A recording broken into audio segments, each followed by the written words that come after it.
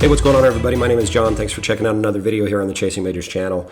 I've got a bit of a doozy for today's video, slightly unique from my normal type of content, but this is something I think that's going to have some value for many of us.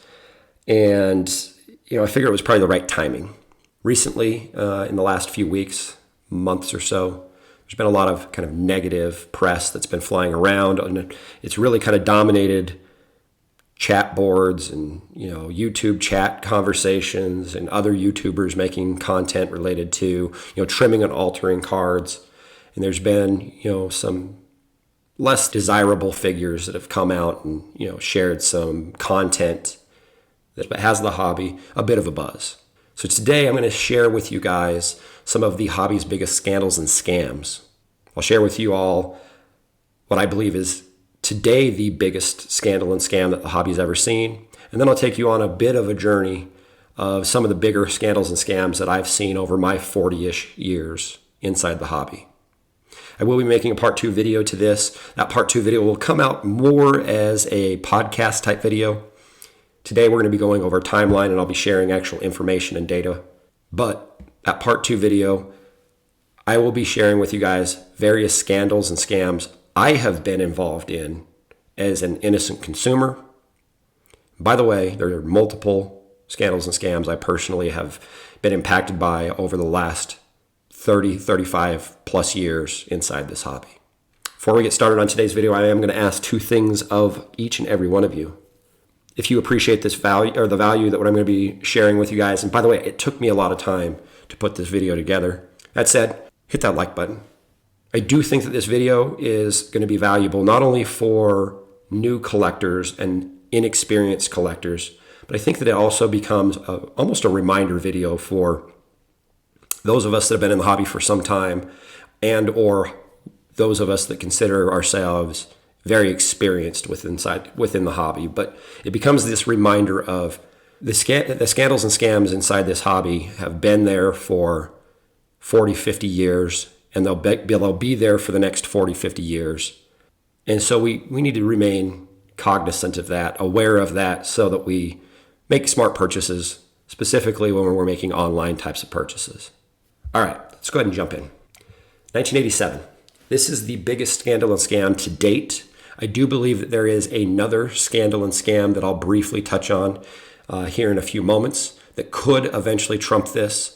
But in 1988, Bill Mastro, and for folks that either weren't in the hobby back then or aren't aware of Bill Mastro, Mastro had Mastro Auctions. It was one of the largest collectible auction houses back in the day. And Bill Mastro was one of the bigger movers and shakers within the collectible space.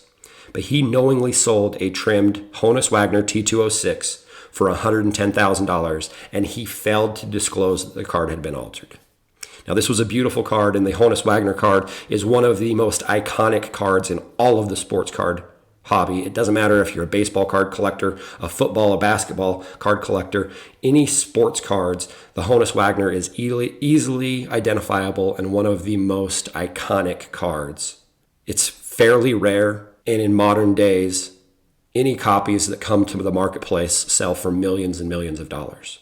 But in 87, Mastro sold a beautifully altered Honus Wagner for $110,000. A few short years later, 1991, that card was the very first card ever graded by PSA. Now, you and I see PSA today as the leader in authentication and grading. They've been the leader for many, many, many years. Many of us have a sense of confidence that what we are sending to PSA, that they have identified that the cards are not altered, that they're not trimmed, that they're not fake. Now, some of that confidence is probably ignorance, and we need to be a little bit more wise in our choices. But the PSA today is the leader in authentication and grading services. The Honus Wagner became almost a bedrock card for them. And I believe in recent years, the person who actually graded the Honus Wagner gone on record saying at the time he knew the card was altered. He still assigned a PSA 8 grade because it was a foundational card for PSA at the time. A few short months after the card was graded, it was sold to Bruce McNall and Wayne Gretzky. And for folks that don't know who McNall is, he is a former owner of the Los Angeles Kings hockey team. Gretzky was a player for McNall's team. Gretzky, of course, is one of the most famous athletes in all of sports history, and they purchased the card for $451,000. A few years after that, in 1995, McNall and Gretzky sold the card for only $500,000. It was purchased by Walmart. It was used as a promotional giveaway item. I believe, if memory serves me right, it was a postal worker who won the card and immediately had to sell the card because the prize value, he or she was unable to afford the taxes. So the card was immediately sold, and over a 10-year span, that card was sold multiple times. The card actually kind of disappeared on most of our radars, but reappeared in 2007 when Ken Kendrick, the Arizona Diamondbacks owner, famously purchased the card for a then record $2.8 million. Now, the journey of this card is not over, but just a few years after Kendrick purchased the card, Mastro pled guilty to mail fraud and admitted to trimming the famous PSA 1 Honus Wagner T206.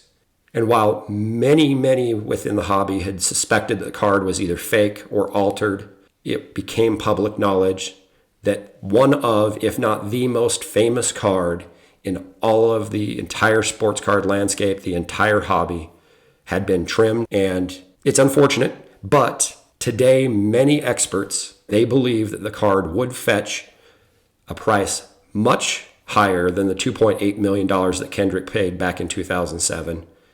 And so at this point, the card still has more value today and would fetch north of $3 million. That said, it leaves us in a funny place within the sports card hobby today and the landscape today around trimming and alterations and what's appropriate and what's not appropriate, and what grading companies and authentication companies like PSA, SGC, Beckett, CSG, what role they play. This specific card helped legitimize, to a certain degree, PSA as a authenticator. It's been a bedrock card for them, and in fact still remains on their certification verification tool within their website. It is not labeled as being trimmed. They've done nothing to try and share details related to what we now know is a altered card. For me, this has been the biggest scandal and scam over the last 40 years inside the hobby, but I want to share a few other things with you guys today. And I'm going to be taking you guys back to not necessarily a specific date, but the early 1980s. I came into the hobby in the late 1980s, early 1990s, and our local card shop owners that I frequently visited, they did their due diligence to try and help educate us kids at the time of counterfeit cards. And throughout the 1980s, the Pete Rose rookie card, the 1963 Topps card, it's the famous floating heads card. It was one of, if not the most counterfeited card. Anytime you've seen one of these Pete Rose cards, it made you raise an eyebrow that the card probably was fake. In fact, I think that the Pete Rose card helped bear the industry of authentication and grading that we now see, that now dominates the hobby. And for that reason, we have our second scandal and scam I want to share with you guys. I'm going to take you back to another time frame. This is just the 2000s. I'm going to reference this as the Craigslist Resealed holders scandal and scam. So what is this? In California, I believe it was California where most of these cards were coming out of. I think people have done enough research and identified that these were being sold on California Craigslist listings.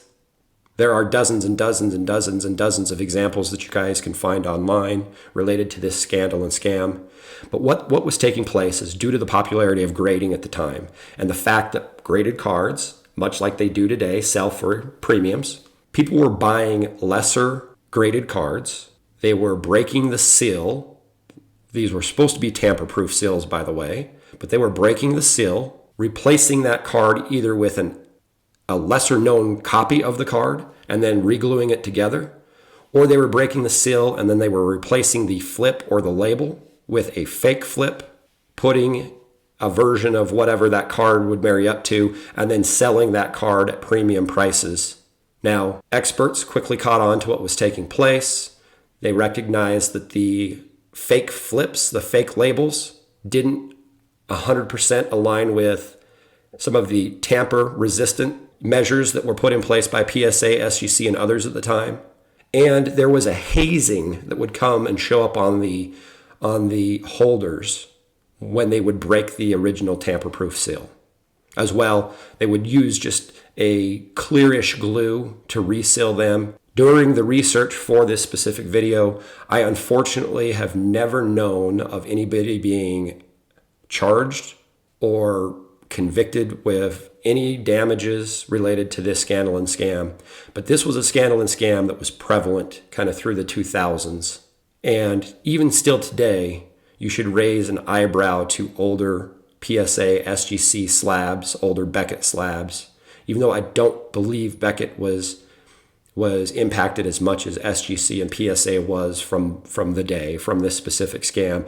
But it's still, you should take a little bit of pause if you're buying an older PSA or SGC slab and do your due diligence really looking at the holder itself and making sure you believe that that holder has not been tampered with. Now, it's difficult because we buy on an online marketplace. Most cards are being transacted online. But if you have the opportunity while in person, take the time to really identify that that holder has not been tampered with. I'm going to move us forward from 2013 into 2019, and I am just going to lightly talk about Slab Gate. And the reason why I'm not going to talk in depth about Slab Gate is, to date, none of the suspects that many within the sports card hobby would accuse of being key members of Slab Gate, and this includes major companies and very specific individuals. But to date, there's been no charges filed by any law enforcement agencies. And so it's pretty much accusation. Regardless of my opinion, this was a showstopper in the early 2019 timeframe that really kind of rocked the entire sports card hobby. Now, fortunately for the hobby, we had the boom from the pandemic, but this was a scandal and scam that had many of us wondering, what's the value of remaining in this hobby? I would highly encourage each and every one of you that aren't familiar with what took place with what I'm dubbing as Slab Gate. And I'm actually going to reference or link Sports Card Radio's website and the page for Slab Gate in my description below. I would encourage each and every one of you to spend some time going through that webpage. Now, I have no affiliation with Sports Card Radio. I just think that they've done a phenomenal job to try and keep this scandal and scam relevant. They've done a good job pulling together a lot of the data. And if, again, you aren't familiar with Slab Gate, it probably would benefit you to spend 10, 15, 20, 30 minutes going through the data that Sports Card Radio has put together. That said, we're going to move on from 2019. We're going to go to a more modern day event, 2022. Brian Kennett pled guilty for wire fraud for selling fake cards over a 3-decade span. Additionally, he was searching and replacing valuable cards from really rare vintage wax. He was then reselling them as unsearched. Many publications have an estimation of damages being north of $7 million. The thing that you should pause on, yes, that's a staggering amount of damages, but Kennett was doing this for 30 years. When the warrant was served at his premises, they found many fake cards they believe were coming from, I want to say China, that were being produced in China. These were high quality fakes.